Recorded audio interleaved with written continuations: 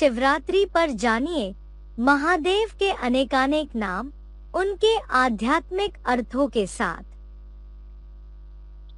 மகாசிவராத்திரி அன்று மகாதேவனுடைய நிறைய பெயர்களை அதனுடைய ஆன்மீக விளக்கங்களுடன் தெரிந்து கொள்ளுங்கள்.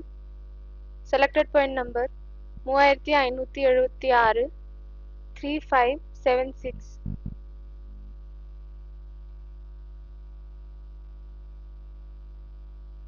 शिव शिवन बाबा हाँ, शिव नाम कैसे पड़ता है? शिव प्लस वाह कल्याणकारी। அவங்க கேக்குறாங்க, பாபா சிவன் என்ற பெயர் வந்து எப்படி கிடைக்கிறது? பாபா சொல்கிறார், நன்மை செய்யக்கூடியவர். अकल्याणकारी किसी अर्थ में नहीं। எந்த எந்த விதத்திலும் அவர் வந்து தீங்கு செய்யக்கூடியவர் இல்லை. जो करता है कल्याणकारी। என்னவெல்லாம் செய்கிறாரோ நன்மைதான். कोई कहे ये तो कल्याणकारी नहीं हो सकता, யாராவது சொல்றாங்க என்னன்னா இது வந்து நன்மை இல்லை, ये कर्म कल्याणकारी नहीं हो सकता, वो कर्म कल्याणकारी नहीं हो सकता। இந்த கர்மம் நன்மைக்கானதாக இருக்க முடியாது, அந்த கர்மம் நன்மைக்கானதாக இருக்க முடியாது. तो इस तरह कहने वाला எனவே இப்படி வந்து சொல்லக்கூடியவங்க स्वयं ज्ञानी कहा जाएगा या अज्ञानी कहा जाएगा? वो भी अज्ञानी कहा जाएगा।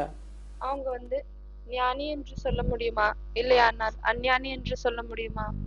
அவங்களையும் அஞ்ஞானி தான் சொல்ல முடியும். उसे ज्ञान नहीं है वास्तविक चीज क्या है, वास्तविक बात क्या है। அவங்களுக்கு வந்து ஞானம் இல்லை, என்னவென்றால் உண்மையான பொருள் என்ன, உண்மையான விஷயம் என்ன. जब वास्तविकता खुलेगी तब उसे भी पता चल जाता है। எப்பொழுது வந்து உண்மை திறக்கிறதோ அப்பொழுது அவங்களுக்கும் தெரிய வருகிறது. शिव मन कर्म से भी कल्याणकारी, वाचा से भी சிவன் அப்படின்னாலே கர்மத்தின் மூலமாகவும் நன்மை செய்யக்கூடியவர், பேச்சு மூலமாகவும் कल्याणकारी, நன்மை செய்யக்கூடியவர், और मनसा के संकल्पों में भी कल्याणकारी। மற்றும் மனதனுடைய எண்ணங்களில் கூட நன்மை செய்யக்கூடியவர். कल्याण का नाम निशान नहीं, தீமையினுடைய நன்மையின்மையினுடைய பெயரடையாளமே இல்லை, कोई परसेंटेज ही नहीं எந்த சதவீதத்திலும் இல்லை, अकल्याण की। தீங்கினுடைய எந்த சதவீதமும் இல்லை. इसलिए नाम शिव है। नाम कब पड़ता है? அதனால்தான் சிவன் என்ற பெயர் இருக்கிறது. பெயர் எப்பொழுது கிடைக்கிறது? काम परम धाम में किया, வேலையின் அடிப்படையில் என்று பதில் கொடுக்கறாங்க. அதற்கு பாபா கேக்குறாரு, வேலை என்பது அவர் பரம்தாமத்தில் செய்தாரா, या इस सृष्टि पर आकर किया? இல்லையானால் இந்த உலகத்தில் வந்து செய்தாரா? इस सृष्टि पर आकर के कल्याण के काम किए। இந்த உலகத்தில் தான் வந்துவிட்டு நன்மைக்கான வேலையை செய்தார். वाचा भी कल्याण की चलाई, பேச்சு கூட நன்மைக்கானதை தான் அவர் உபயோகித்தார். चलो ब्रह्मा के द्वारा वेदवाणी आई, சரி, பிரம்மாவின் மூலமாக வேதவாணிகள் வெளியே வந்தது, मुरली आई, முரளி வெளியே வந்தது. मुरली का एक एक वाक्य कल्याणकारी या अकल्याणकारी? அப்பொழுது முரளியினுடைய ஒவ்வொரு வாக்கியங்களும் நன்மைக்கானதா, இல்லையானால் ஏதாவது கெடுதல் இருக்கா? मान लो बताया सृष्टि का विनाश होने वाला है, இப்படி ஏத்துக்கோங்க, அவர் சொல்லிருக்காரு என்னன்னா இந்த உலகம் வந்து அழிய போகுது. क्या मैं शंकर द्वारा विनाश कराता हूँ? என்ன நான் வந்து சங்கர் மூலமாக விநாசனம் செய்கிறேன். तो विनाश कराना ये अच्छी बात है, बुरी बात है? எனவே இந்த அழிக்கிற வேலை வந்து நல்ல விஷயமா இல்ல கெட்ட விஷயமா? है? जो अज्ञानी होंगे वो कहेंगे यार ये तो ठीक बात नहीं। யார் வந்து அஞ்ஞானிகளாக இருப்பார்களோ அவர்கள் சொல்லுவாங்க, அரே இது வந்து சரியான விஷயம் இல்லை. इतने लोग दुखी होंगे, सारा संसार हा हा हाहाकार करेगा। எத்தனை பேர் வந்து துக்கத்தில் வருவார்கள், முழு உலகமும் ஐயோ ஐயோ என்று கதறும்.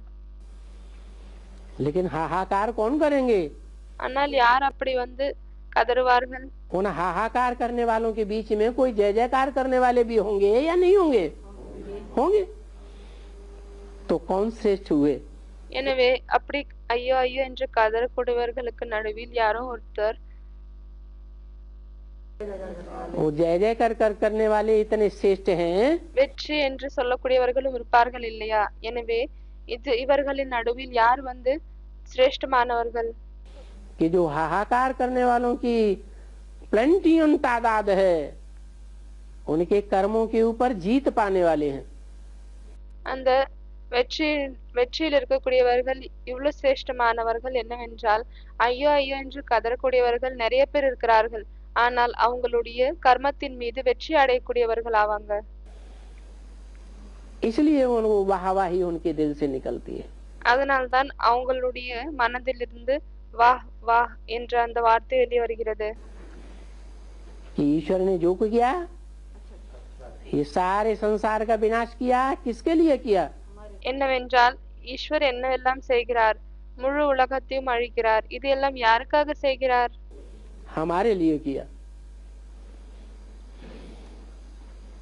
ये सच्चाई है நமக்காக செய்கிறார். எனவே இது உண்மையா? या दुखदाई बात है? இல்லையானால் துக்கத்தை கொடுக்கக்கூடிய விஷயமா? सच्चाई है। இது உண்மையாகும். महेश और महादेव। மகேஷ் மற்றும் மகாதேவ். इसका अर्थ है महा ईश। மகேஷ்னுடைய அர்த்தம் என்னவென்றால் மகா ஈஷ். ईश माने शासन करता। ஈஷ் அப்படின்னா ஆட்சி செய்யக்கூடியவர். अब शिव जो है सुप्रीम सोल ज्योति बिंदु, இப்பொழுது சிவன் யார் இருக்கிறாரோ, சுப்ரீம் சோல் ஒளி புள்ளி, वो शासन करता है क्या? அவர் ஆட்சி செய்கிறாரா என்ன? वो तो शासन नहीं करता, वो राजा बनता ही नहीं। அவர் வந்து ஆட்சி செய்வதில்லை, அவர் வந்து ராஜாவாக ஆகுவதே இல்லை. हाँ, जिस मुकर्रर रथ में प्रवेश करता है वो बड़े से बड़ा राजा बनता है दुनिया का। जिस ஆம், இது இருக்கு. என்னவென்றால் அவர் எந்த நிரந்தரமான உடலில் பிரவேசம் செய்கிறாரோ அவர் உலகத்தினுடைய பெரியதிலும் பெரிய ராஜாவாகுகிறார். कहते हैं विश्व का बादशाह। யாருக்காக சொல்லப்படுகிறது? உலகத்தின் பாதுஷா. विश्व का बादशाह कह दो और चाहे इसको महाईश कह दो। உலகத்தினுடைய எஜமானர்னு சொல்லுங்க, அப்படி இல்லையானால் மகா ஈஷ் என்று சொல்லுங்கள். महेश कह दो, बात एक ही। महा மகேஷ் என்று சொல்லிவிடுங்கள், விஷயம் ஒண்ணுதான். ईश दो शब्दों को मिला करके बनता है महेश। மகா ஈஷ் இந்த ரெண்டு வார்த்தைகளை ஒன்று சேர்த்துதான் மகேஷ் என்ற வார்த்தை உருவாகுகிறது. कैसा ईश? ईश माने எப்படிப்பட்ட ஈஷ்? ஈஷ் அப்படியானால் शासन करने वाला। ஆட்சி செய்யக்கூடியவர். कैसा शासन करने वाला ईश? எப்படிப்பட்ட ஆட்சி செய்யக்கூடிய ஈஷ்? महा बड़ा शासन करने वाला। மகா அப்படியானால் பெரிய ஆட்சி செய்யக்கூடியவர். तो शासन शरीर के द्वारा किया जाता है எனவே ஆட்சி என்பது உடலின் மூலமாக செய்யப்படுகிறதா? या जेतु बिंदु आत्मा शासन करती है अकेले? இல்லையானால் ஒளிப்புள்ளி ஆத்மா தனியாக ஆட்சி செய்கிறதா? शरीर के साथ शासन करती है। உடலோடு தான் ஆட்சி செய்கிறது. शिव शासन करता है या महेश शासन करता है? சிவன் ஆட்சி செய்கிறாரா இல்லையானால் மகேஷ் ஆட்சி செய்கிறாரா? राज्य कौन करता है? शासन माने राज्य। யார் ராஜ்யம் செய்றாங்க? ஆட்சி என்றாலே ராஜ்யம். महेश राज्य करता है। மகேஷ் தான் ராஜ்யம் செய்றாங்க. वो राजा ही प्राप्त करने वालों में बड़ा राजा है। அவர் ராஜாங்கத்தை அடையக்கூடியதில் பெரிய ராஜா ஆவார். इसीलिए नाम दे दिया महेश। அதனால் தான் பெயர் கொடுத்துட்டாங்க மகேஷ் என்று. ऐसे ही महादेव देवताओं में அதே போலதான் மகாதேவ் தேவதைகளில் बड़ा देवता है। பெரிய தேவதை ஆவாங்க. क्या क्या देवताओं में बड़ा देवता नारायण नहीं है? என்ன தேவதைகளில் பெரிய தேவதை நாராயணன் இல்லையா? नारायण बड़ा देवता है या महादेव बड़ा देवता है? நாராயணன் பெரிய தேவதையா இல்லையானால் மகாதேவ் பெரிய தேவதையா? नहीं, जो नारायण है वो ही महादेव है। இல்லை, யார் நாராயணனாக ஆகிறாரோ அவர்தான் மகாதேவ் ஆவார். इसलिए मुरली में कहा है next to God is Shankar, next அதனால்தான் முரளியில் சொல்லப்பட்டிருக்கிறது, கடவுளுக்கு அடுத்தது சங்கர், गॉड इज नारायण। அதே போல கடவுளுக்கு அடுத்தது நாராயணன். इसका मतलब दोनों एक ही हैं या अलग अलग हैं? இதனுடைய அர்த்தம் ரெண்டு பேருமே ஒருத்தர் தானா இல்லையானால் தனித்தனியாக இருக்காங்களா? एक ही है। बोल रही है कि ரெண்டு பேருமே ஒருத்தர் தான். देव का देव महादेव क्यों कहा जाता है? क्योंकि सभी देव அவங்க சொல்றாங்க தேவனுக்கெல்லாம் தேவன் மகாதேவன் ஏன் சொல்லப்படுகிறது? அவர் சொல்கிறார், देवताओं में बड़ा देवता है वो, ஏனெனில் அனைத்து தேவதைகளுக்கு நடுவில் பெரிய தேவதையாவார். और इतना बड़ा देवता है மற்றும் இவ்வளவு பெரிய தேவதையாவார். सभी देवताओं को देव पद देने का मुखिया है। என்னவென்றால் அனைத்து தேவதைகளுக்கும் தெய்வ பதத்தை, அதாவது தெய்வீக பதவியை கொடுக்கக்கூடியதற்கு நிமித்தமாக இருக்கிறாரு. भोलेनाथ। भोलेनाथ। बाबा भोलेनाथ का मतलब क्या? भोले பாபா भोलेनाथனுடைய அர்த்தம் என்னன்னு கேக்குறாங்க.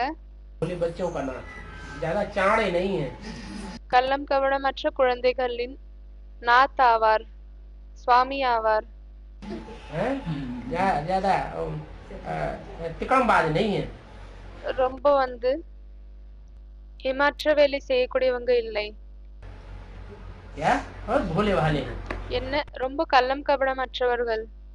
उनका नाथ है, उनका எனவே அவங்களுடைய நாத் ஆவாங்க, அவங்களுடைய பகவான் ஆவாரு. उनको अपने छत्र छाया में ले लेता है। அவங்களை தன்னுடைய குடை நிழலில் எடுத்துக்கொள்கிறார். भोले वाले बच्चों को अपनी छत्र छाया में लेता है। கள்ளம் கபடமற்ற குழந்தைகளை தன்னுடைய குடை நிழலில் எடுத்துக்கொள்கிறார். जो तिकड़म करने वाले हैं उनको अपनी छत्र छाया में नहीं लेता है। யார் ஏமாற்ற வேலையை செய்யக்கூடியவர்கள் இருக்கிறார்களோ அவர்களை தன்னுடைய குடை நிழலில் எடுத்துக்கொள்வதில்லை. तुम रावण की छत्र छाया में रहो, நீங்க ராவணனுடைய அந்த குடை நிழலில் இருங்க. अपने को मानते हैं, होशियार समझते हैं। தன்னை ரொம்ப உஷார்னு புரிஞ்சுக்கிறாங்க. அப்போ जो भोले वाले बच्चे होंगे उनको अपना अहंकार होगा। யார் கள்ளம் கபடமற்ற குழந்தைகள் இருப்பார்களோ அவர்களுக்கு தன்னுடைய அகங்காரம் இருக்குமா? जो भोले वाले होते हैं उनका कोई अपना अहंकार नहीं होता। और जो யார் ரொம்பவே கள்ளம் கபடமற்றவர்களாக இருக்கிறார்களோ அவர்களுக்கு தன்னுடைய அகங்காரம் இருக்காது. ज्यादा होशियार समझते हैं யார் தன்னை ரொம்ப உஷார்னு புரிஞ்சுக்கிறாங்க और होते भी हैं होशियार, மற்றும் ரொம்ப உஷாராக தான் இருக்காங்க, तो उनको अहंकार होता है या नहीं होता है? அப்போ அவங்களுக்கு அகங்காரம் இருக்கா இல்லையா? उनको अपने ज्ञान का, अपनी होशियारी का अहंकार होता है। அவங்களுக்கு தன்னுடைய ஞானத்தின் அந்த உஷாராக இருக்காங்க, அதுக்காக அகங்காரம் இருக்கும். अहंकारियों को स्वीकार नहीं करता है। எனவே அந்த அகங்காரிகளை स्वீகரிப்பதில்லை. आशुतोष। आशुतोष। भक्ति मार्ग में शंकर को आशुतोष कहेंगे। आशुतोष का meaning பக்தி மார்க்கத்துல சங்கரை ஆசுதோஷ் என்று சொல்கிறார்கள். எனவே ஆசுதோஷ்னுடைய அர்த்தம் என்னன்னு கேக்குறாங்க. आशु माने जल्दी, ஆஷு அப்படின்னா சீக்கிரமா, और तोष माने संतुष्ट हो जाए। மற்றும் தோஷ் அப்படின்னா திருப்தி அடையக்கூடியவர். जो थोड़ी सी पूजा अर्चना करो, கொஞ்சம் கூட பூஜை செய்தால், थोड़ी सी महिमा कर दो, கொஞ்சம் மகிமை செய்தாலும் हैं तो खुश हो जाते हैं। அப்பொழுது அவர் குஷியாகி விடுகிறார். हाँ? हाँ, वरदान दे देते हैं। भले பிறகு வரதானத்தை கொடுத்து விடுகிறார். भले कोई भस्मासुर बन जाए, பல யாராவது பஸ்மாசுராக ஆகிவிட்டாலும் சரி, हैं? और भस्मासुर बन के सालों साल பஸ்மாசுர் ஆகிவிட்டு நிறைய வருடங்களாக पीछे पड़ा रहे और भगाता रहे, பின்னாடி பின்னாடியே வந்து அவங்களை ஓட வைத்துக் கொண்டே இருந்தாலும் சரி, इस ट्रेन से उस ट्रेन में, उस ट्रेन से उस ट्रेन में, இந்த ட்ரெயின்ல இருந்து அந்த ட்ரெயின்ல, அந்த ட்ரெயின்ல இருந்து வேற ட்ரெயின்ல, हवाई जहाज से उस हवाई जहाज, उस हवाई जहाज से उस हवाई जहाज भागता ही रहे। இந்த ஏரோப்ளேன்ல இருந்து அந்த ஏரோப்ளேன், அதுல இருந்து வேற ஏரோப்ளேன், இப்படி ஓடிக்கொண்டே இருந்தாலும் சரி, हाँ? दुनिया के चक्कर काटता ही रहे सालों साल। வருஷ கணக்கா உலகத்தை வந்து சுத்தினே இருக்கிறாரு. लेकिन जब थोड़ी सी वहमा करते हैं तो बड़े अच्छे हैं। ஆனால் கொஞ்சம் மகிமை செஞ்சுட்டாலும் ரொம்ப நல்லவங்க, बड़े बहुत ऊंचे आते, सबसे ऊंचा पार्ट तो आपका ही है। ரொம்ப உயர்ந்தவங்க, எல்லாத்தை விட உயர்ந்த பாட்டு வந்து உங்களுதுதான். खुश हो गए, वाह वाह वाह। இப்ப வந்து குஷி அடைகிறார். वरदान दे दिया। அற்புதம்னு சொல்லிட்டு வரதானத்தை கொடுத்து விடுகிறார். आशुतोष तुम अवहरदानी, आशु माने जल्दी, ஆஷு அப்படியானால் விரைவாக, तोष माने तुष्ट। कोई बच्चा गलती करे, தோஷ் அப்படியானால் திருப்தி, எந்த குழந்தை வந்து தவறு செய்தாலும் சரி और नहीं माने மற்றும் ஏற்றுக்கொள்ளவில்லை, एकदम माग बबूला, அப்பொழுது ஒரேடியாக அவருக்கு கோபம் வரும். और मान ले, माफी मांग ले, दोबारा नहीं மற்றும் ஏற்றுக்கொள்றாங்க, மன்னிப்பு கேக்குறாங்க, करेंगे, நாங்க திரும்ப செய்ய மாட்டோம்னு சொல்றாங்க. एकदम शांत। அப்போ ஒரேடியாக அமைதியாகிறாரு. आशु माने जल्दी, ஆஷு என்றால் விரைவாக, तोष माने संतुष्ट, தோஷ் என்றால் திருப்தி, जल्दी संतुष्ट होने वाला, விரைவாக திருப்தி அடையக்கூடியவர், ज्यादा मेहनत नहीं लेता। ரொம்ப வந்து உழைப்பை வாங்குவதில்லை. शिव बाबा कहते हैं मैं तुम्हें कोई ज्यादा मेहनत थोड़ी देता हूँ, சிவபாபா சொல்கிறார், நான் உங்களுக்கு ரொம்ப அதிகமா ஏதாவது உழைப்பை தருகிறேனா என்ன? मुझे याद करो। வெறும் என்னை நினைவு செய்யுங்கள், उतना भी नहीं करते। அதுவும் கூட செய்வதில்லை. स्वयंभू शंभू ஸ்வயம்பு शंभु, स्वयं भू, भू माने होना, ஸ்வயம்பு பூ எப்படின்னா ஆகுவது, जन्म लेना। பிறப்பது. माने कोई बाप नहीं होता है जन्म देने वाला, ஆனால் அவங்களுக்கு யாருமே வந்து பிறப்பை கொடுக்கக்கூடிய தந்தை இருப்பதில்லை. स्वयं भू, वो स्वयं ही होता है। ஸ்வயம்பு, அவர் தானாகவே இருக்கிறார். कोई उसे 63 जन्म कितना भी बुलाता रहे, யாரு அவங்களை வந்து 63 பிறவிகள் எவ்வளவு அழைத்து கொண்டே இருந்தாலும் சரி, वो नहीं होता है। होना होता है तब खुद ही होता है। அவர் வந்து ஆகுவதில்லை. ஆகணும் என்று இருந்தால் அவர் தானாகவே ஆகுகிறார். इसलिए उसको कहते हैं स्वयं। அதனால்தான் அவரை வந்து சுயம் என்று சொல்லப்படுகிறது. और वो है शंकर। மற்றும் அவர் வந்து சங்கர் ஆவார். तीन आत्माओं का संकरण जब हो तब மூன்று ஆத்மாக்களினுடைய கலப்பினம் எப்பொழுது ஏற்படுகிறதோ कहा जाए அப்பொழுதுதான் சங்கர் என்று சொல்லப்படுகிறார். वाली सोल, பிரம்மாவினுடைய ஆத்மா, कृष्ण वाली सोल, राम वाली सोल கிருஷ்ணனுடைய ஆத்மா, ராமர்னுடைய ஆத்மா और शिव की सोल, மற்றும் சிவனுடைய ஆத்மா, तीनों का संकरण होता है, मिक्सचर होता है, மூன்று பேரினுடைய கலப்படம் ஏற்படுகிறது. तब शंकर कहा जाता है। அப்பொழுதுதான் வந்து சங்கர் என்று சொல்லப்படுகிறது. तो शिव शंभो कहो, बात तो एक ही। எனவே சிவ சம்போன்னு சொல்லுங்க, விஷயம் வந்து ஒண்ணுதான். भू माना जन्म लेने वाला, பூ அப்படியானால் பிறக்கக்கூடியவங்க, स्वयं भू माना स्वयं जन्म लेने वाला। ஸ்வயம்பூ அப்படியானா தானே பிறக்கக்கூடியவங்க. उसको कोई बाप जन्म नहीं देता है, அவங்களுக்கு எந்த ஒரு தந்தையும் பிறப்பை கொடுப்பதில்லை. वो स्वयं ही संसार में जैसे बच्चा प्रत्यक्ष होता है, அவங்க தானே இந்த உலகத்தில் எப்படி வந்து ஒரு குழந்தை பிரத்யட்சமாகுகிறது, कहा जाता है जन्म लिया। அப்பொழுது சொல்லப்படுகிறது இல்லையா பிறப்பை எடுத்துக்கொண்டாங்கன்னு. पहले बच्चा गुप्त था, முதலில் குழந்தை குப்தமாக இருந்தது, बाद में संसार में प्रत्यक्ष हुआ, அதற்கு பிறகுதான் உலகத்தில் பிரத்யட்சமாகுனாங்க. लेकिन उसको तो बाप ने जन्म दिया। ஆனால் அவங்களுக்கு வந்து தந்தை தான் பிறப்பை கொடுத்திருக்காங்க. लेकिन भगवान स्वयंभू है, ஆனால் பகவான் வந்து ஸ்வயம்பூ ஆவார். उसको कोई बाप नहीं है जो जन्म देता हो, அவருக்கு யாருமே தந்தை இல்லை பிறப்பை கொடுப்பதற்காக. वो स्वयं संसार में प्रत्यक्ष होता है। அவர் தானே உலகத்தில் பிரத்யட்சமாகுகிறார். माया कितना भी अपोजिशन करे, மாயை எவ்வளவு எதிர்கொண்டாலும் சரி, सारी दुनिया एक तरफ हो जाए முழு உலகமும் ஒரு பக்கம் சென்று விட்டாலும் சரி, और बाप एक तरफ हो जाए, மற்றும் தந்தை ஒரு பக்கமாகி விடுகிறார், तो भी उसके प्रत्यक्षता रूपी जन्म को कोई रोक नहीं सकता। அப்பொழுது கூட அவருடைய பிரத்யக்ஷதாவாக இருக்கக்கூடிய பிறப்பை யாராலுமே தடுக்க முடியாது.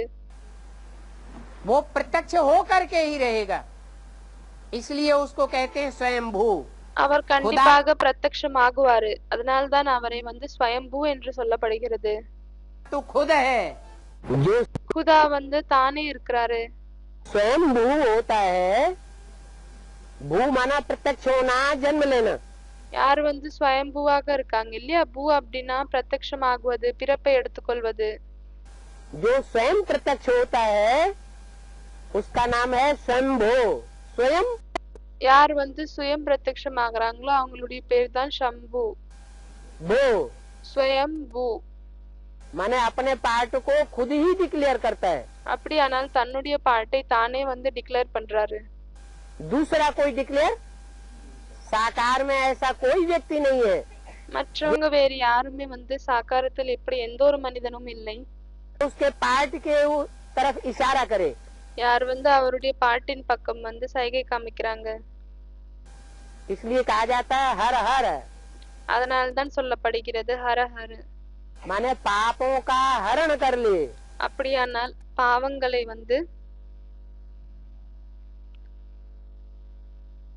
விலக்கக்கூடியவர் महादेव, மகாதேவன். छोटा मोटा देवता नहीं, ஒரு சிறிய பெரிய தேவதை இல்லை, महादेव। மகாதேவ். महादेव कब प्रत्यक्ष होता है, कैसे पता चले कि ये महादेव மகாதேவ் எப்பொழுது பிரத்யக்ஷமாகுகிறார், எப்படி தெரிய வருகிறது?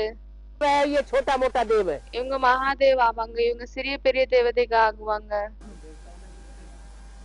उस श्रेष्ठता का पता कैसे चले? அந்த சிரேஷ்டமான தன்மை எப்படி தெரிய வரும்? जब शिव प्रवेश करता है எப்பொழுது சிவன் பிரவேசம் செய்கிறாரோ तो वो अपना भी परिचय देता है, அப்பொழுது அவர் தன்னுடைய அறிமுகத்தையும் கொடுக்கிறார். और अर्जुन का भी अनेक जन्मों का परिचय देता है। மற்றும் அர்ஜுனனுடைய நிறைய பிறவிகளினுடைய அறிமுகத்தை தருகிறார். तो पता चल जाता है, எனவே தெரிய வருகிறது. तो कहा जाता है हर हर महादेव स्वयंभू। அதனால்தான் சொல்லப்படுகிறது ஹர ஹர மகாதேவ் ஸ்வயம்பூ।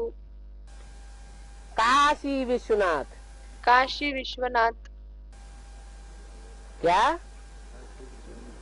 काशी का रहने वाला, என்ன காஷியை வசிக்க கூடியவர். काशी नगरी बहुत प्रसिद्ध है। காஷி நகரி மிகவும் பிரசித்தமானதாகும். काशी में विश्वनाथ का वास है। காஷியில் விஸ்வநாத் வசிக்கிறாரு.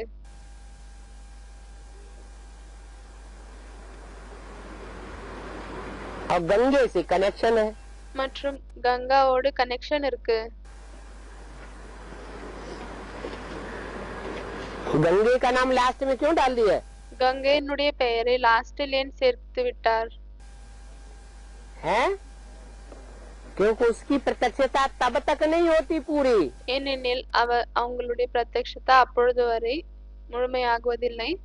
जब तक गंगा वाली आत्मा எப்பொழுது வரை கங்கையின் ஆத்மா प्रत्यक्ष होकर के ईश्वरीय सेवा का पार्ट न बजाए, பிரத்யக்ஷ ஆகிவிட்டு ஈஸ்வரிய சேவாவினுடைய பாட்டை செய்வதில்லையோ அப்பொழுது வரை அவருடைய பிரத்யக்ஷதா ஏற்படாது. गंगाधर கங்காதர். जो गंगाधर है वो तो गंगा को धारण करने वाला है। யார் கங்காதர் இருக்காங்களோ அவங்க கங்கையை தாரணை செய்யக்கூடியவங்க. क्या என்ன सर के ऊपर धारण करता है। தலையின் மீது தாரணை செய்கிறார். शिव थोड़े ही गंगा को सर के ऊपर धारण करेगा। சிவன் கங்கையை தலையின் மீது தாரணை செய்வாங்களா என்ன?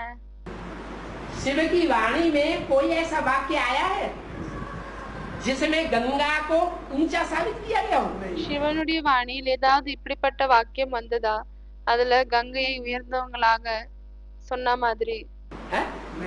नहीं साबित किया गया। இல்லை, எதிலுமே நிரூபிக்கப்படவில்லை.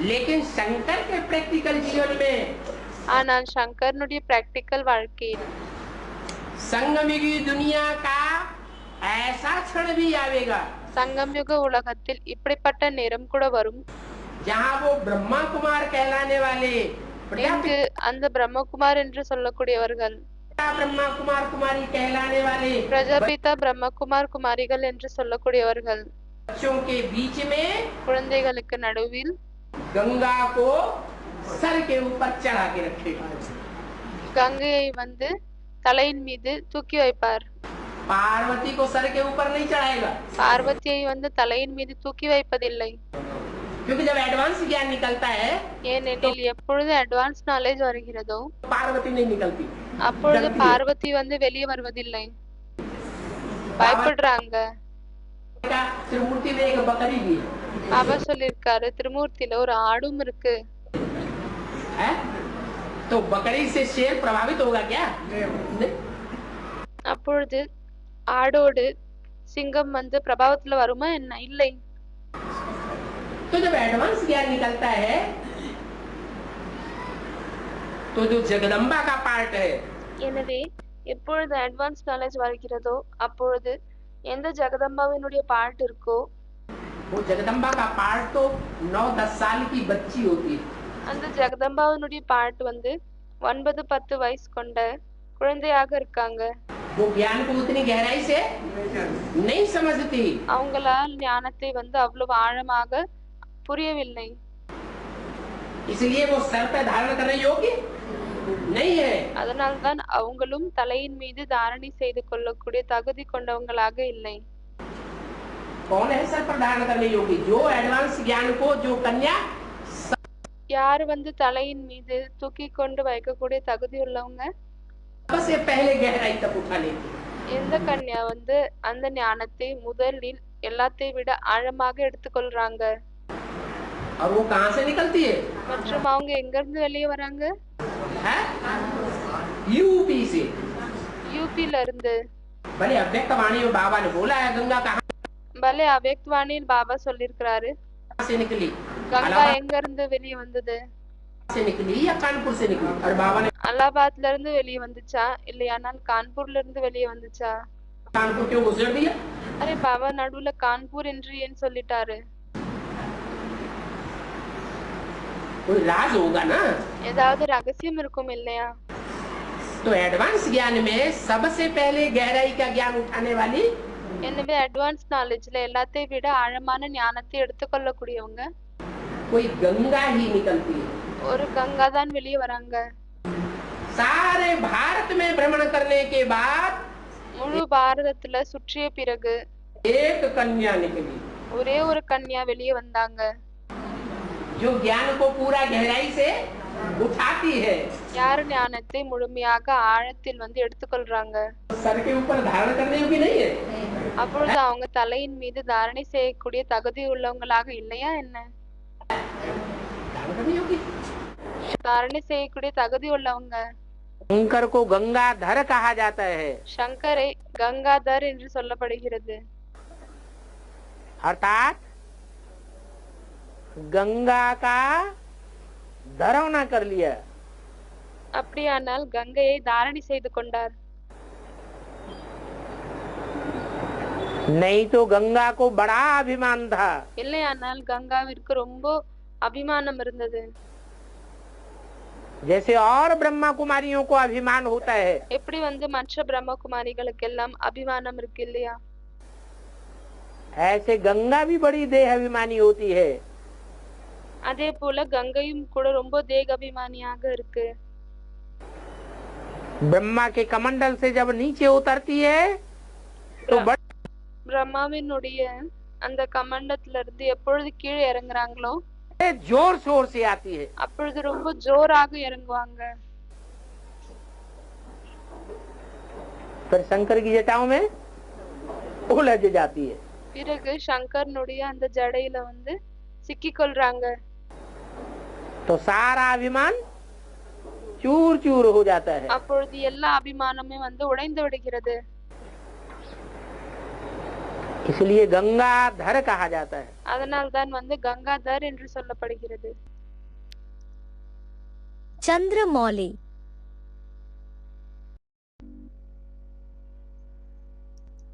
चंद्रमौली, சந்திரமௌலி, चंद्रमौली, मौली माने मस्तक और चंद्र சந்திரமௌலி, மௌலி என்றால் நெற்றி, माने चंद्रमा, பிறகு சந்திர என்றால் சந்திரன். जिसके मस्तक पर चंद्रमा विराजमान है யாருடைய அந்த தலையில் வந்து சந்திரன் அமர்ந்திருக்கிறார். कहते हैं चंद्रमौली माने शंकर जी। அவங்களதை வந்து சந்திரமௌலி அதாவது சங்கரை சொல்றாங்க. चंद्रमा मस्तक पर विराजमान है माना प्रवेश है। जैसे சந்திரன் வந்து அங்க அமர்ந்திருக்கிறார், அப்படியானால் பிரவேசம் ஆகியிருக்கிறார். तीसरा नेत्र शिव नेत्र कहा जाता है। எப்படி வந்து மூன்றாவது கண் சிவநேத்திரம் என்று சொல்லப்படுகிறது. शिव नेत्र खड़ा हुआ नेत्र दिखाते हैं, சிவநேத்திரம் அதாவது நின்று கொண்டிருக்கக்கூடிய கண்ணை காமிக்கிறாங்க. तो वो शिव है, वो प्रवेश है, எனவே அவர் சிவன் ஆவார், அவர் பிரவேசமாக இருக்கிறார். इसलिए उसको कहते हैं शिव नेत्र। அதனால்தான் அதை சிவநேத்திரம் என்று சொல்லப்படுகிறது. शिव के प्रवेशता की निशानी है शिव नेत्र। சிவனுடைய பிரவேசம் ஆகுவதற்கான அடையாளம் தான் சிவநேத்திரம் ஆகும். ऐसे ही ज्ञान चंद्रमा ब्रह्मा की प्रवेशता की निशानी है அதே போலதான் ஞானச்சந்திரன் பிரம்மாவினுடைய பிரவேசத்தாவினுடைய அடையாளம் தான் चंद्रमा। சந்திரன் ஆகும். ये दो विशेष आत्माएं हैं, இந்த ரெண்டு விசேஷமான ஆத்மாக்கள் राम वाली सोल में प्रवेश करती है। ராமர்னுடைய ஆத்மால பிரவேசம் செய்றாங்க. इसलिए तीनों आत्माओं का इकट्ठा पार्ट एक स्वरूप के द्वारा चलता है। அதனால்தான் மூன்று ஆத்மாக்களினுடைய பார்ட் வந்து ஒரேடியாக ஒரே ஸ்வரூபத்தின் மூலமாக நடக்கிறதா और उसका नाम दिया है शंकर। மற்றும் அதனால்தான் அவருடைய பெயர் சங்கர் என்று கொடுக்கப்பட்டிருக்கு. क्या? என்ன? मिक्स। கலப்பினம். शंकर माना मिक्स पार्ट। சங்கர் என்றாலே மிக்ஸ் பார்ட். कोई समझ नहीं सकता जल्दी யாராலுமே சீக்கிரமாக புரிந்து கொள்ள முடியாது. कि कौन बोल रहा है, कौन दृष्टि दे रहा है, யார் சொல்றாங்க, யார் திருஷ்டி கொடுக்கறாங்க, कौन वाइब्रेशन छोड़ रहा है, யார் அந்த உள்ளுணர்வுகளை விடுறாங்க, कौन कर्म कर रहा है। யார் கர்மங்களை செய்றாங்க. चंद्रभाल, भाल சந்திரபால். माने मस्तक और चंद्र பால் என்றால் நெற்றி மற்றும் சந்திர என்றால் माने चंद्रमा, जिसकी சந்திரன். அதாவது யாருடைய मस्तक पर चंद्रमा है। தலையில் வந்து சந்திரன் இருக்கிறாரு. क्या? किसके मस्तक पर चंद्रमा है? யாருடைய தலையில் சந்திரன் இருக்கிறாரு? ज्योतिनेत्री है। யாரு வந்து மூன்றாவது கண் கொண்டிருக்க, யாருக்கு வந்து மூன்றாவது கண் இருக்கு? उत्तरेत्री तो खुद ही है। அவர் வந்து தானே அந்த மூன்றாவது கண்ணை கொண்டவர். क्या? ज्ञान सूर्य तो उसके मस्तक में है ही है, ஞான சூரியன் அவருடைய நெற்றில் வந்து இருக்கிறார் தான். लेकिन और कौन दूसरा आ गया? மற்றும் அது கூடவே வந்து இன்னொருத்தவங்க யார் வந்துட்டாங்க? उसके मस्तक में चंद्रमा भी है। அவங்களுடைய அந்த மஸ்தக்ல வந்து சந்திரன் கூட இருக்கிறாங்க. तो इसलिए बाल चंद्र कहा जाता है। அதனால்தான் வந்து பால் சந்திர என்று சொல்லப்படுகிறது. त्रिनेत्री, மூன்றாவது கண் சங்கரை வந்து திரிநேத்ரி என்று சொல்றாங்க. इसलिए कहा जाता है திரிநேத்ரி என்று ஏன் சொல்லப்படுகிறது என்றால் कि वास्तव में जहाँ शंकर की बात आती है शास्त्रों में, உண்மையில் எங்கு வந்து சங்கரனுடைய விஷயம் வருகிறதோ சாஸ்திரத்தில், या जहाँ रामायण में राम की बात आती है, இல்லையானால் எங்கு ராமாயணத்தில் ராமர்னுடைய விஷயம் வருகிறதோ, या जहाँ भागवत में कृष्ण की बात आती है, இல்லையானால் எங்கு வந்து பாகவத்ல கிருஷ்ணர்னுடைய விஷயம் வருகிறதோ, वहाँ कृष्ण कहो, राम कहो, शंकर कहो, அங்க கிருஷ்ணர்னு சொல்லுங்க, ராமர்னு சொல்லுங்க, சங்கர்னு சொல்லுங்க, उनके ऊपर कंसंट्रेशन जाना चाहिए அவங்க மீது கான்சென்ட்ரேஷன் செல்ல வேண்டுமா, या भगवान के ऊपर कंसंट्रेशन जाना चाहिए? இல்லையானால் பகவான் மீது கான்சென்ட்ரேஷன் செல்ல வேண்டுமா? रामायण में जो राम की कथा है ராமாயணத்துல எந்த ராமர்னுடைய கதை இருக்கோ वो राम की कथा है அது வந்து ராமர்னுடைய கதையா या भगवान की कथा है? இல்லையானால் பகவானுடைய கதையா? राम की कथा कही जाती है ராமர்னுடைய கதை என்று பதில் கொடுக்கறாங்க. அதற்கு பாபா சொல்றார் ராமர்னுடைய கதை என்று சொல்லப்படுகிறது. क्योंकि राम के शरीर में प्रवेश करता है, ஏனெனில் ராமர்னுடைய உடல்ல பிரவேசம் செய்கிறார். लेकिन वास्तव में वो कथा बनाता कौन है प्रैक्टिकल में? ஆனால் பிராக்டிக்கல்ல அந்த கதையை உருவாக்கக்கூடியவர் யாரு? वो हीरो पार्टदारी है कौन जो रावण के ऊपर विजय दिलाता है और पाता है? அந்த ஹீரோ பாட்தாரி யாரு? யார் வந்து ராவணன் மீது வெற்றி அடைகிறார் மற்றும் வெற்றி அடைய வைக்கிறார்? भगवान। तुम सब तो सीताएं हो। பகவான் ஆவார். நீங்க எல்லாருமே வந்து சீதைகள். ऐसे ही भागवत में या गीता में அதே போல்தான் பாகவத்ல இல்லையானால் கீதையில் या महाभारत में जो कृष्ण का नाम आया है, இல்லையானால் மகாபாரதத்தில் எங்கு கிருஷ்ணனுடைய பெயர் வந்திருக்கோ वो कृष्ण कोई देहधारी व्यक्ति है அந்த या கிருஷ்ணர் யாராவது தேகத்தை கொண்ட மனிதனா? भगवान का पार्ट है? இல்லையானால் பகவானுடைய பாட்டா? भगवान का पार्ट। பகவானுடைய பாட்டாகும். ऐसे ही देवदेव महादेव जिसको कहा जाता है, அதே போலவேதான் தேவதேவ் மகாதேவ் என்று யாரை சொல்லப்படுகிறதோ उसके लिए मुरली में भी बोला हुआ है, कहते हैं देवदेव महादेव। वो भी அவங்களுக்காக முரளியிலும் சொல்லப்பட்டிருக்கு. சொல்கிறார்கள் என்னன்னா தேவதேவ் மகாதேவ். அது கூட நான் தான் ஆவேன். वो देवदेव महादेव का पार्ट बजाने वाला कौन है? அந்த தேவதேவ் மகாதேவனுடைய பாட்டை செய்யக்கூடியவங்க யாரு? मैं माने कौन? நான் என்றால் யாரு? शिव है। சிவன் ஆவார். क्या था प्रश्न? என்ன கேள்வி இருந்துச்சு உங்களுது? है? हाँ, तो जहाँ शंकर को 3 नेत्र दिखाए हैं, சங்கர்னுடைய மூன்றாவது கண்ணு. எனவே பாபா சொல்கிறார் ஆம், எங்கு வந்து சங்கர்னுடைய மூன்றாவது கண் காமிக்கப்பட்டிருக்கிறதோ उसे शंकर मत समझो। அவங்களை சங்கர் என்று புரிந்து கொள்ளாதீங்க. क्या समझो? என்னன்னு புரிந்து கொள்ளுங்க. है? शिव नेत्र समझो। சிவ நேத்திரம் என்று புரிந்து கொள்ளுங்கள். एक शिव की आत्मा रूपी आंख, ஒண்ணு வந்து சிவனுடைய ஆத்மாவாக இருக்கக்கூடிய கண்ணு और उस बाप के 2 बच्चे हैं, राम और कृष्ण। மற்றும் அந்த தந்தையினுடைய 2 குழந்தைகள் இருக்கிறாங்க, ராமர் மற்றும் கிருஷ்ணர். ये मेरी 2 आंखें हैं। இவங்க தான் என்னுடைய 2 கண்கள் ஆவாங்க. ये तीनों मिलकर के त्रिनेत्री कहा जाता है। இவங்க 3 பேருமே ஒன்று சேர்ந்து விட்டுதான் திரிநேத்ரி என்று சொல்லப்படுகிறது. विरूपाक्ष விருபாக்ஷ். हाँ, नहीं விருபாக்ஷ்னுடைய அர்த்தம் என்னன்னு கேக்குறாங்க. नहीं माने नहीं माने नहीं, वी माने विपरीत, வி அப்படியானால் விபரீதம், वी माने विशेष, வி என்றால் விசேஷம், रूप माने रूप से विपरीत, ரூப் என்றால் ரூபத்திலிருந்து விபரீதமாக, रूप में विशेष, இல்லையானால் ரூபத்திலும் விசேஷமானவர். अक्ष माने आंख, பிறகு அக்ஷ் என்றால் கண். निरूपाक्ष हो गया। எனவே அவர் விருபாக்ஷ் ஆகிவிட்டார். नहीं माने नहीं, रूप माने रूप, நீ அப்படியானால் இல்லை, ரூப் என்றால் ரூபம், अक्ष माने आंख, அக்ஷ் என்றால் கண்கள்.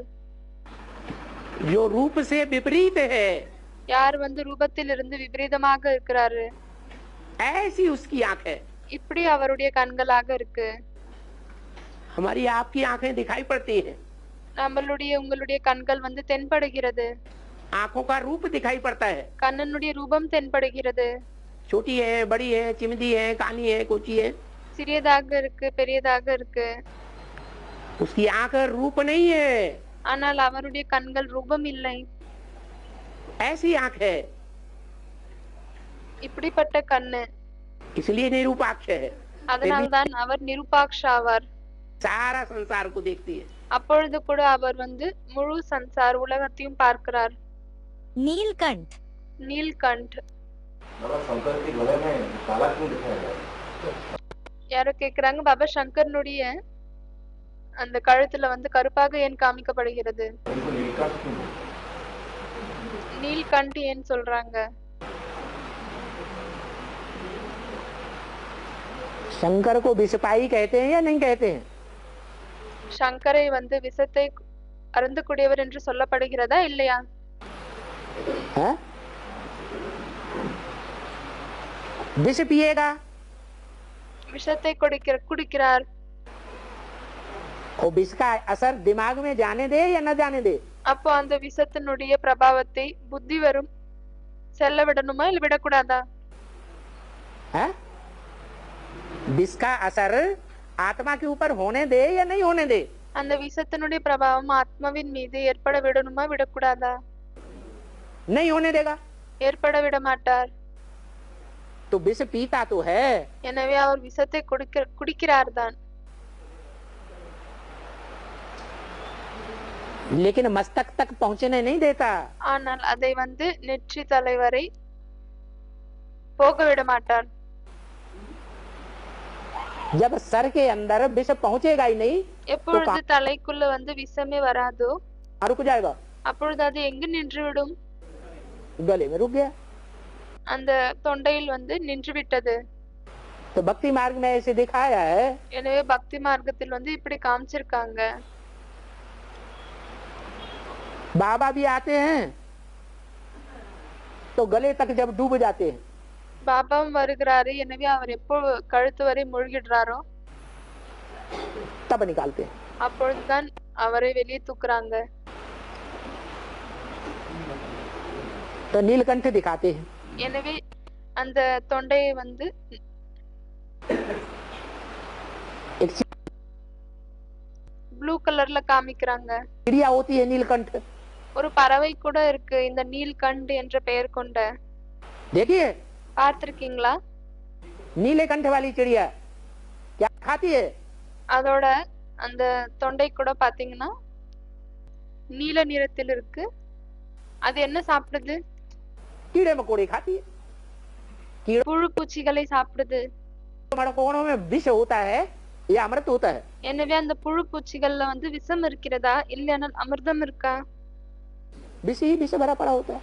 விஷமே விஷம் தான் நிறைஞ்சிருக்கு. हाँ।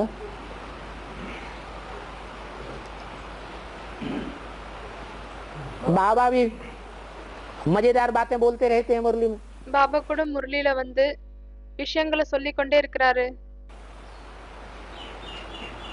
कहते हैं भक्ति मार्ग में शंकर को दिखाया है कि विष पीते पीते गला ही काला हो गया। என்னவென்றால் சொல்றாங்க அதாவது சாஸ்திரத்துல சங்கர் வந்து விஷத்தை குடித்து குடித்து அவருடைய தொண்டை வந்து நீல நிறத்தில் மாறிவிட்டது. अभी यह बात समझाते समझाते गला ही सूखा जाता है। இப்பொழுது இந்த விஷயத்தை வந்து புரிய வைத்து அந்த தொண்டையே வந்து வறண்டு போகுது. गला नीला हो गया। அவங்க சொல்றாங்க சங்கர் அவர்கள் விஷத்தை குடித்தார் மற்றும் அவருடைய தொண்டை வந்து நீல நிறத்தில் மாறிவிட்டது. हाँ, वो क्या है? அது என்னன்னு கேக்குறாங்க. विष जो है कड़वा होता है, விஷம் என்னவாக இருக்கோ அது கசப்பாக இருக்கா मीठा होता है। இல்லையானால் இனிப்பாக இருக்கா? कड़वा होगा तो जो चीज कड़वी चीज पिएगा கசப்பாக இருக்கும் பொழுது எந்த கசப்பான அந்த பொருளை வந்து குடிக்கப்படுகிறதோ तो गले में से क्या निकलता है? हैं? हम सबके गले में से அப்பொழுது அந்த தொண்டையிலிருந்து என்ன வெளியே வருகிறது? कुछ निकलता है। நாம் அனைவருடைய தொண்டையிலிருந்து கூட ஏதாவது வெளியே வருதா இல்லையா? हम सबके गले में से कुछ नहीं निकलता நாம் அனைவருடைய தொண்டையிலிருந்து எதுவுமே வெளியே வருவதில்லையா? है? अरे आवाज निकलती कि नहीं? आवाज कहाँ से அரே சத்தம் வருது இல்லையா? நம்ம சத்தம் வந்து எங்க இருந்து வெளியே வருகிறது? निकलती है? गले में से आवाज निकलती है। தொண்டையிலிருந்து தான் வெளியே வருகிறது. कोई के गले से मीठी आवाज, कोई के गले से खारी आवाज। சிலருடைய தொண்டையிலிருந்து இனிமையான சத்தம், சிலருடைய தொண்டையிலிருந்து तो जो जिसका गला கசப்பான சத்தம். எனவே யாருடைய தொண்டை नीला पड़ गया है विष पीते पीते तो விஷத்தை आवाज குடித்து குடித்து யாருடைய தொண்டை வந்து நீல நிறமாக மாறிவிட்டதோ எனவே आवाज कैसे निकलेगी? சத்தம் எப்படி வெளியே வரும்? कड़वी आवाज निकलती है। கசப்பான சத்தம் வெளியே வருகிறது. वो कड़वी आवाज सुनने से எனவே क्या அந்த होता கசப்பான சத்தத்தை கேட்கும் காரணத்தால் என்ன நடக்கிறது? है? दुनिया के जितने भी कीड़े मकोड़े हैं உலகத்தில் யாரெல்லாம் புழு உஷா, பூச்சிகள் கலாசு. இருக்கிறாங்களோ அவங்க எல்லாருமே வந்து அழிந்து விடுறாங்க. जाते हैं। कौन बचेंगे? யார் மிஞ்சமாகறாங்க? मीठी आवाज वाली कोयले बचेंगे। இனிமையான சத்தம் கொண்ட குயில் தான் இருப்பாங்க. जिनका काम होगा ज्ञान लेना और ज्ञान देना। யாருடைய வேலை வெறும் ஞானத்தை எடுத்துக்கொள்வது மற்றும் ஞானத்தை தருவது. बाकी गंद खाने वाले कौवे सब அதை தவிர அழுகி சாப்பிடக்கூடிய காக்கா எல்லாமே सब मर जाएंगे। காகை வந்து எல்லாமே வந்து இறந்துவிடும். गले में ठहर गया क्या? विष। தொண்டையில் வந்து நின்று விட்டது என்ன? விஷம். इसका क्या मतलब हुआ இதனுடைய அர்த்தம் என்னவாகியது? है? अपने को ग्रहण नहीं किया। नहीं, वो जो विष है उस विष ने गले में से ऐसी आवाज कड़वी निकाली அந்த விஷம் இருக்கு இல்லையா, அந்த விஷம் தொண்டையில இருந்து இப்படிப்பட்ட கசப்பான சத்தத்தை வெளியே கொண்டு வந்தது. जिससे सारा संसार समाप्त हो गया। இதன் மூலமாக முழு உலகமும் அழிந்து விட்டது. दुनिया में संख्या बुरों की ज्यादा है या अच्छों की ज्यादा है? உலகத்தில் கெட்டவர்களின் எண்ணிக்கை அதிகமாக இருக்கா இல்லையானால் நல்லவர்களின் எண்ணிக்கை இருக்கா? 500 550 करोड़ मनुष्य 500-550 கோடி மனிதர்கள் और उसमें से देवात्माएं कितनी हैं? மற்றும் அதுல இருந்து தேவ ஆத்மாக்கள் எவ்வளவு பேர் இருக்காங்க? हैं? 21 नहीं 33 करोड़। 21 சொல்றாங்க. பாபா சொல்றாரு இல்ல 33 கோடி.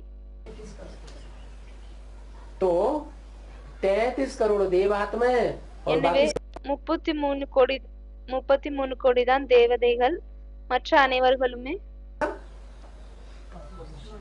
बाकी सब असुर மற்ற அனைவர்களுமே அசுரர்கள். जो देवता कभी बनते ही नहीं। யார் வந்து எப்பவுமே தேவதைகளாக ஆகுவதே இல்லை. तो उन असुरों का खलासा कैसे होगा? எனவே அந்த அசுரர்களை வந்து எப்படி முடிப்பாங்க? है? कैसे खलास होंगे? எப்படி அவங்க அழிவாங்க? उनको घाव लगेंगे तभी तो खलास होंगे। அவங்களுக்கு வந்து காயம் ஏற்படும், அப்பொழுதுதான் அழிவாங்க. अब एडवांस ज्ञान है। இப்பொழுது அட்வான்ஸ் நாலேஜ் இருக்கு, ஞானம் இருக்கு. ये एडवांस ज्ञान இந்த அட்வான்ஸ் ஞானம் धर्म पिताएं सुना सकते? தர்ம பிதாக்களால் சொல்ல முடியுமா? नहीं। இல்லை. तो धर्म पिताओं के द्वारा पुरानी परंपराओं का எனவே தர்ம பிதாக்களின் மூலமாக பழைய பரம்பரைகள், पुराने धर्म का பழைய पुराने தர்மம், राज्य का विनाश हो पाता है? பழைய ராஜ்யத்தின் அழிவு வந்து ஏற்பட முடியுமா? है? नहीं हो पाता। ஏற்பட முடியாது. एडवांस ज्ञान क्या करता है? அட்வான்ஸ் ஞானம் என்ன செய்கிறது? जो संसार ने नहीं किया है எது வந்து உலகம் வந்து செய்யவில்லையோ वो कार्य भगवान का ज्ञान करके दिखा देता है। அந்த வேலை வந்து பகவானுடைய ஞானம் செய்து காமிக்கிறது. धर्म स्थापना के साथ साथ राजधानी भी स्थापन करता है। தர்ம ஸ்தாபனையோடவே ராஜதானியும் ஸ்தாபனை ஆகிறது. साथ साथ पुरानी इतनी बड़ी दुनिया का विनाश भी हो जाता है। மற்றும் இவ்வளவு பெரிய பழைய உலகத்தினுடைய அழிவும் ஏற்பட்டு விடுகிறது. जो और धर्म पिता नहीं कर सके। எது வந்து மற்ற தர்ம பிதாக்களால் செய்ய முடியவில்லை. महाकाल மகாகால். शंकर को महाकाल क्यों कहते? சங்கரை வந்து மகாகால் என்று ஏன் சொல்கிறார்கள்? क्यों कहते शंकर? इसलिए कहते हैं कि 2500 वर्ष की जो हिस्ट्री है ஏன் சொல்றாங்க அப்படின்னா 2500 வருடத்தினுடைய எந்த இதிகாசம் இருக்கோ उसमें सामान्य रूप से तो काल हर मनुष्य आत्मा को खाता ही है। அதுல சாதாரண ரூபத்தில் காலன் வந்து ஒவ்வொரு மனிதனையும் சாப்பிடுகிறது. 2500 वर्ष में जो 63 जन्म हुए 2500 வருடங்களில் எந்த 63 பிறவிகள் இருந்ததோ या सतयुग त्रेता में भी जो 21 जन्म होते हैं இல்லையானால் சத்யுகம் திரேதாயுகத்திலும் எந்த 21 பிறவிகள் இருக்கோ वहाँ जन्म मरण तो सामान्य रूप से सबको काल खाता ही है। அங்க பிறப்பிறப்பு சாதாரண ரூபத்தில் அனைத்து மனிதர்களையும் காலன் சாப்பிடுகிறது. देवताओं को भी खाता, मनुष्यों को भी खाता, असुरों को भी खाता। தேவதைகளையும் சாப்பிடுகிறது, மனிதர்களையும் சாப்பிடுகிறது மற்றும் அசுரர்களையும் சாப்பிடுகிறது. लेकिन एक पार्टधारी ऐसा है ஆனால் ஒரே ஒரு பாட்டை செய்யக்கூடியவர் இப்படி இருக்கிறார், जो 5000 वर्ष के जीवन काल में யாரு 5000 வருடத்தினுடைய வாழ்க்கை நேரத்தில் और 80 जन्मों के अंत में ही प्रत्यक्ष होता है। 84 பிறவிகளுடைய கடைசியில் தான் பிரத்யக்ஷம் ஆகிறாரு. उसको कहते हैं महाकाल, அவரை தான் மகாகால் என்று சொல்லப்படுகிறது. महामृत्यु, மகாமிருத்யு, महाविनाश, மகாவிநாசம், जिसमें एक भी नहीं बचता है। இதுல ஒருத்தர் கூட மிஞ்சுவதில்லை. सबको मौत के घाट उतरना है। அனைவருக்கும் அந்த மரணத்தில் செல்ல வேண்டும் தான். कोई थोड़े ऐसे श्रेष्ठ होते हैं சிலர் தான் இப்படி சிரேஷ்டமானவர்களாக இருக்கிறாங்க, जो जीते जी मरते हैं, जीते जी मरना स्वीकार कर लेते हैं। யார் உயிர் இருக்கும் பொழுது இறக்குறாங்க, உயிர் இருக்கும் பொழுது இறப்பதை ஸ்வீகரிக்கிறாங்க. और ज्यादा संख्या उनकी होती है जो स्वेच्छा से नहीं मरना चाहते। மற்றும் அதிகமான எண்ணிக்கை அவங்களுடையதாக இருக்கு, யார் விருப்பப்பட்டு இறக்க மாட்டார்கள். जीते जी स्वेच्छा से नहीं मरते। உயிர் இருக்கும் பொழுது வாழ்ந்து கொண்டே தன்னுடைய விருப்பத்தின்படி இறக்க மாட்டார்கள். नाक रगड़ के मारा जाता है तब ही मरते हैं। बाकी मरना तो அவர்களை அழிக்க வேண்டியதா இருக்கு, அப்பொழுதுதான் இறக்கிறார்கள். सभी को है, इसलिए उसको महाकाल कहा जाता है। அனைவரும் இறக்க வேண்டியதாக தான் இருக்கு, அதனால்தான் அவரை மகாகால் என்று சொல்லப்படுகிறது. भूतनाथ பூத்நாத், भूतनाथ शंकर का टाइटल इसलिए है பூத்நாத் என்று சங்கரனுடைய டைட்டில் ஏன் இருக்குதுன்னா, कि दुनिया की ऐसी कोई बात नहीं जो तेरे पर लागू न होती हो।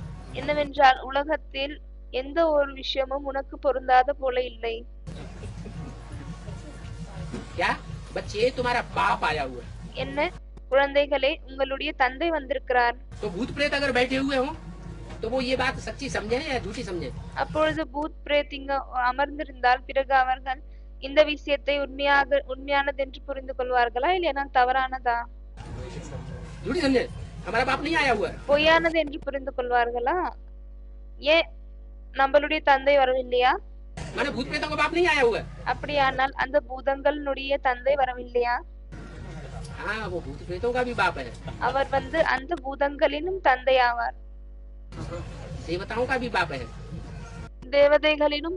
தேவதைகளின் தந்தையும் கூட, ब्राह्मणों का भी बाप है, பிராமணர்களினும் தந்தை, क्षत्रियों का भी बाप है, वैश्यों का சத்திரியர்களின் வைசியர்களின் भी बाप है, शूद्रों का भी बाप है। सारी சூத்ரர்களின் தந்தை ஆவார். सृष्टि का एक ही बाप है, முழு உலகத்தினுடைய தந்தை ஒருத்தர் தான். उसमें सारे गुण अवगुण भरे हुए हैं। அவருக்குள் எல்லா குணங்கள் மற்றும் அவகுணங்கள் நிரம்பி இருக்கு. तो भूतनाथ है। नाथ माने भूतों को भी नाथने वाला, कंट्रोल करने वाला। எனவே அவர் பூத்நாத் ஆவார், பூதங்களையும் கண்ட்ரோல் செய்யக்கூடியவர். आज भारत में भी गांव-गांव में, शहर-शहर में இன்று பாரதத்தில் கூட ஒவ்வொரு கிராமத்திலும் ஒவ்வொரு நகரத்திலும் evil souls का प्रभाव बढ़ता जा रहा है। ஈவில் சோல்ஸ்னுடைய பிரபாவம் அதிகரித்து கொண்டே செல்கிறது. सिर्फ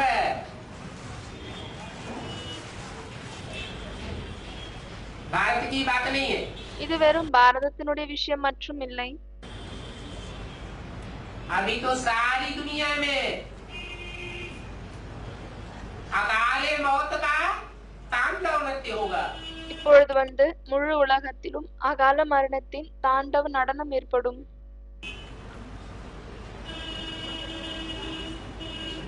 ढेर के ढेर अकाले मौत में शरीर छोड़ेंगे।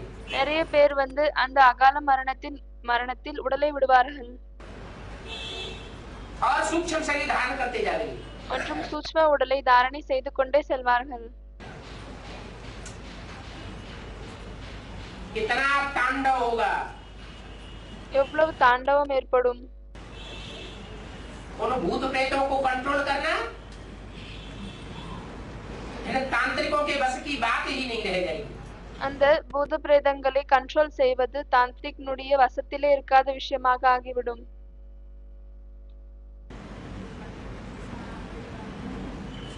उनका भी बाप कौन है? भूत प्रेतों का भी बाप कौन है? எனவே அவங்களுடைய தந்தையும் யாரு?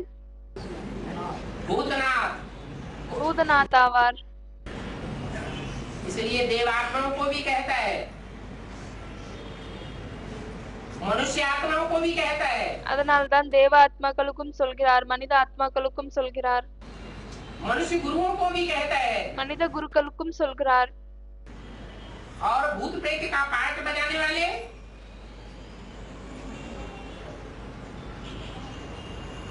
जो भूत प्रेत योनि की आत्माएं हैं, மற்றும் பூத பிரேதத்தினுடைய பாட்டை செய்யக்கூடியவர்கள் யார்? அந்த பூத பிரேத யோனியை சேர்ந்தவர்கள் இருக்கிறார்களோ उनको भी कहता है। அவர்களுக்கும் சொல்கிறார். सारी दुनिया उसके बच्चे हैं। என்னவென்றால் முழு உலகமும் அவருடைய குழந்தை ஆவாங்க. उन बच्चों को वार्निंग देता है। அந்த குழந்தைகளுக்கு வார்னிங் தராரு. क्या वार्निंग देता है? என்ன வார்னிங் தராரு? हैं? बच्चे तुम्हारा बाप आया हुआ है। குழந்தைகளே, உங்களுடைய தந்தை வந்திருக்காரு. ऐसे नहीं कि वो स्थापनाकारियों का ही बाप है। இப்படி இல்லை. என்னவென்றால் அவர் வெறும் படைக்கக்கூடியவர்களின் தந்தை மட்டும்தான். या पालनाकारियों का ही बाप है। இல்லை, ஆனால் வெறும் பாலனை செய்யக்கூடியவர்களின் தந்தை என்று. विष्णु जैसा सौम्य पाठ बजाने वालों का ही बाप है। விஷ்ணு போல ரொம்ப இனிமையான பாட்டு செய்யக்கூடியவங்களின் தந்தை மட்டும்.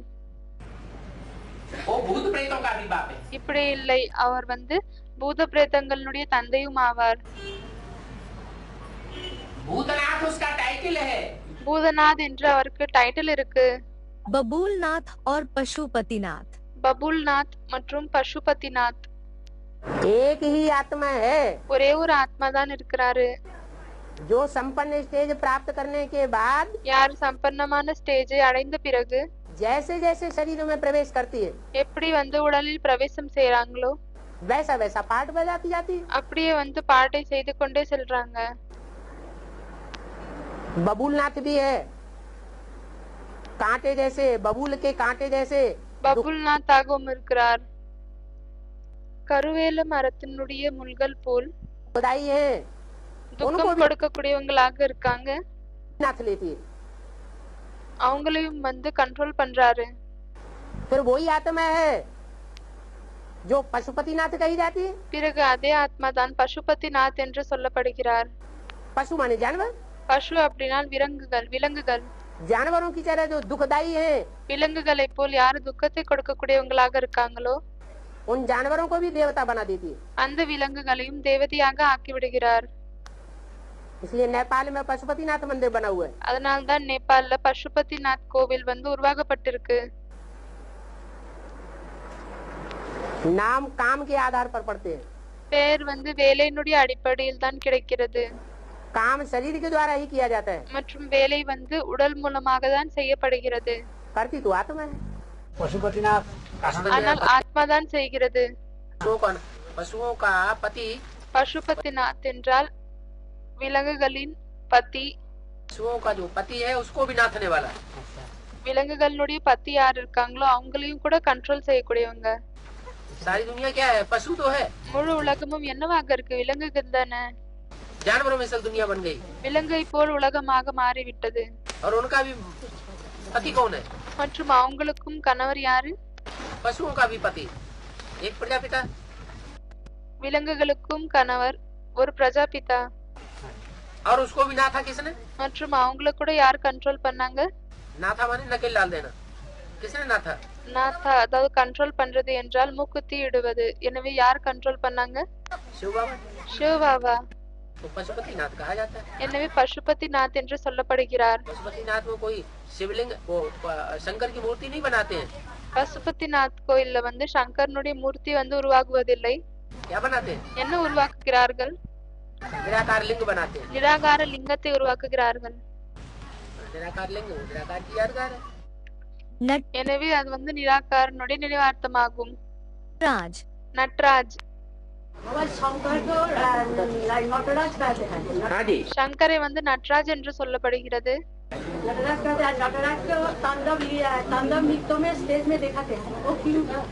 எனவே அந்த நட்ராஜ வந்து தாண்டவ் நடனம்னுடைய அந்த ஸ்டேஜ்ல வந்து காமிக்கப்படுகிறது. அது ஏன்னு கேக்குறாங்க. शंकर को नटराज कहते हैं சங்கரை வந்து நட்டராஜ் என்று சொல்லப்படுகிறது. और कृष्ण को नटवर कहते हैं। மற்றும் கிருஷ்ணரை வந்து நட்டுவர் என்று சொல்லப்படுகிறது. वर माने श्रेष्ठ और राज வர் என்றால் சிரேஷ்டமானவங்க. माने राजा ही चलाने वाला, ராஜ் என்றால் ராஜாங்கத்தை நடத்தக்கூடியவர், शासन करने वाला। ஆட்சி செய்யக்கூடியவர். राजा माने क्या? ராஜா என்றால் என்ன? राजा माने शासन करने वाला, ராஜா என்றால் என்ன? ஆட்சி செய்யக்கூடியவர், शासक। तो शंकर का टाइटल है नटराज, அதனால்தான் சங்கரனுடைய டைட்டில் வந்து நட்டராஜ். माने जो भी ज्ञान का डांस करने वाले हैं, அப்படியானால் யாரெல்லாம் ஞானத்தினுடைய நடனம் ஆடக்கூடியவர்கள் இருக்காங்களோ, चाहे नंगा नाच नाचने वाले हैं நிர்வாணமாக ஆடக்கூடியவங்களாக இருந்தாலும் சரி, और चाहे कपड़े पहन करके नाच नाचने वाले हैं, இல்லையானால் ஆடைகளை அணிந்துவிட்டு நடனம் ஆடக்கூடியவங்களாக இருந்தாலும் சரி, दोनों प्रकार के डांस करने वालों के बीच में वो कंट्रोलर है। அப்படி இரண்டு விதமான நடனம் ஆடக்கூடியவர்களுக்கு நடுவில் அவர் கண்ட்ரோலராக இருக்கிறாரு. नटराज है। सब जितने भी ज्ञान डांस करने वाले हैं सबका राजा है। நடராஜாக இருக்கிறார். யாரெல்லாம் ஞானத்தின் நடனம் ஆடக்கூடியவர்களும் அவர்களுக்கெல்லாம் ராஜா. डांस करने वाला நட்ராஜ் என்றால் நடனம் ஆடக்கூடியவர். डांस करने वालों का राजा। कौन सा डांस? शरीर का डांस। நடனம் ஆடக்கூடியவர்களின் ராஜா. எனவே எந்த நடனம்? உடலினுடைய நடனமா? ज्ञान डांस करने वालों का राजा। ஞானத்தின் நடனத்தை ஆடக்கூடியவர்களின் ராஜா. ऐसा भी एक टांग से ज्ञान डांस करता है। இப்படியும் கூட அவர் ஒரே ஒரு காலன் மூலமாக டான்ஸ் ஆடுகிறார். डबल टांग नहीं होती है। ரெண்டு கால் இருப்பதில்லை. डबल टांग हो जाती है तो पालना करता है। இரண்டு கால்கள் இருக்கிறது என்றால் பிறகு பாலனை செய்கிறார். हार है। பாலன்ஹார் ஆவார். एक टांग से डांस करता है வெறும் எப்பொழுது ஒரு காலன் மூலமாக நடனம் ஆடுறாரோ तो विनाश करता है। அப்பொழுது அழிக்கிறார். गोपेश्वर கோபேஸ்வர். गोप माने गुप्त पुरुषार्थी, கோப் என்றால் குப்தமாக புருஷார்த்தம் செய்யக்கூடியவங்க. जिन्होंने गुप्त पुरुषार्थ किया, யாரு வந்து குப்தமான புருஷார்த்தத்தை செஞ்சிருக்காங்களோ उन गुप्त पुरुषार्थ करने वालों में मुख्य गोप कौन? அந்த முக்கியமான புருஷார்த்தத்தை செய்யக்கூடியவர்களுக்கு நடுவில் அந்த கோப் யாரு? मक्खन चुराते हैं तो 4-5 गोप दिखाते हैं ना। எப்பொழுது வெண்ணெய் திருடுகிறாரோ அப்பொழுது 4-5 கோபர்களை காமிக்கிறாங்க இல்லையா? கோப் காமிக்கிறாங்க இல்லையா? मुख्य मक्खन चुराने वाला गोप कौन அதுல முக்கியமாக வெண்ணெய் திருடக்கூடியவர் யாரு? है ना? गोप। उस गोप ஒருத்தர் இருக்கிறார் இல்லையா? எனவே का ईश्वर कौन? அந்த கோப்னுடைய ஈஸ்வர் யாரு? शिव। சிவன். इसलिए गोपेश्वर कहा जाता है। அதனால்தான் கோபேஸ்வர் என்று அழைக்கப்படுகிறார். त्र्यंबकेश्वर திரியம்பகேஸ்வர். तीन अम्बा का ईश्वर திரியம்பகேஸ்வர் என்றால் 3 அம்பாவினுடைய ஈஸ்வர். माने 3 अम्बा माने 3 என்றால் 3, அம்பா என்றாल अम्बा। அம்பா. उसको विंडो ऊपर नहीं दिखाता है, नीचे दिखाता है। हाँ। अरे जो स्त्री चोला है அரே எந்த பெண் உடல் இருக்கோ नीचे होता है या ऊपर होता है? அவங்க கீழ இருக்காங்களா இல்லையானால் மேல இருக்காங்களா? स्त्री चोला धरणी के अंदर दिखाया जाएगा, பெண் உடலை வந்து பூமியில் காமிக்கப்படுகிறது. इसलिए उसकी पिंडी धरणी में दिखाते हैं। அதனால்தான் அந்த பிண்டி வந்து பூமியில் காமிக்கப்படுகிறது. शिवलिंग को ऊपर दिखाते हैं। மற்றும் சிவலிங்கத்தை மேலே காமிக்கப்படுகிறது. मक्केश्वर और कपालेश्वर மக்கேஸ்வர் மற்றும் கபாலேஸ்வர். शिव को मक्केश्वर भी कहते हैं। हाँ சிவனை வந்து மக்கேஸ்வர் என்றும் சொல்கிறார்கள், भी कहते हैं। है கபாலேஸ்வர் என்றும் சொல்கிறார்கள், कपालीश्वर भी कहते कापालीश्वर। हाँ, मक्केश्वर इसलिए कहते हैं மக்கேஸ்வர் என்று ஏன் சொல்றாங்கன்னா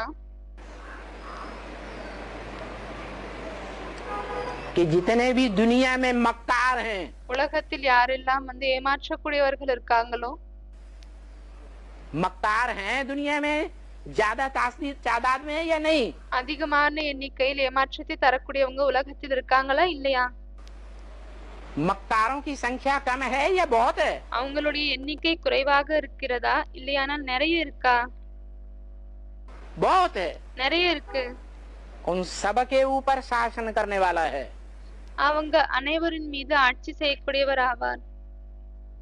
ईश्वर है, मक्कारों का भी ईश्वर है। ஈஸ்வர் ஆவார்। அப்படி மோசடி செய்யக்கூடியவர்களினும் மோசடி செய்யக்கூடியவர்கள் அவங்களுடைய ஈஸ்வர் ஆவார்। इसलिए नाम दिया है मक्केश्वर। அதனால்தான் பெயர் கொடுத்திருக்காங்க மக்கேஸ்வர்। और दूसरा नाम कपालेश्वर। மற்றும் இன்னொரு பேர் வந்து கபாலீஸ்வர்। क्या कपाल किसे कहा जाता है? கபால் என்று எதை சொல்லப்படுகிறது? ये जो खोपड़ा है ना, இந்த மண்டை எது இருக்கு இல்லையா? माँ काली के हाथ में क्या दिखाते हैं? மகாகாலியினுடைய கையில என்ன காமிக்கப்படுகிறது? कपाल दिखाते हैं। அந்த மண்டையோட காமிக்கப்படுகிறது இல்லையா? उस कपाल में क्या होता है? அந்த மண்டையில என்ன இருக்கு? है? अरे कपाल में बुद्धि होती है। அரே மண்டையில தான் புத்தி இருக்கு। कपाल में मन होता है। மனம் இருக்கு। क्या होता है? என்ன இருக்கு? मन बुद्धि का वास कहाँ है? மனம் புத்தி எங்க இருக்கு? कपाल में है। மண்டையில இருக்கு। तो मन वाले, मन को दिल भी कहा जाता है। எனவே மனம் கொண்டவர்கள் மனசை வந்து இதயம்னு சொல்லப்படுகிறது। दिल वाले அந்த இதயம் கொண்டவர்கள் और मन से भी ऊपर क्या है? மற்றும் மனதை விட உயர்ந்ததாக என்ன இருக்கு? बुद्धि। புத்தி। बुद्धि वाले எனவே புத்தி கொண்டவர்கள் जो भी बाप के बच्चे हैं, யாரெல்லாம் தந்தையினுடைய குழந்தைகளாக இருக்காங்களோ, जिन्होंने मन की मनन चिंतन की शक्ति से யார் வந்து மனதினுடைய மனன் சிந்தனுடைய சக்தியின் மூலமாக बाप को पहचाना, தந்தையை தெரிந்து கொண்டார்கள், अपने आप को पहचाना, தன்னை தானே தெரிந்து கொண்டார்கள், और बुद्धिमान बच्चे மற்றும் புத்திமான் குழந்தைகள் जो मन के ऊपर भी कंट्रोल करने वाले हैं बुद्धि के द्वारा, யார் மனதின் மீதும் கண்ட்ரோல் செய்யக்கூடியவர்களாக இருக்கிறார்கள் புத்தியின் மூலமாக, उन दोनों प्रकार के बच्चों का ईश्वर है। எனவே அப்படி ரெண்டு விதமான குழந்தைகளின் ஈஸ்வராக இருக்கிறாரு। ஓம் சாந்தி। ओम शांति।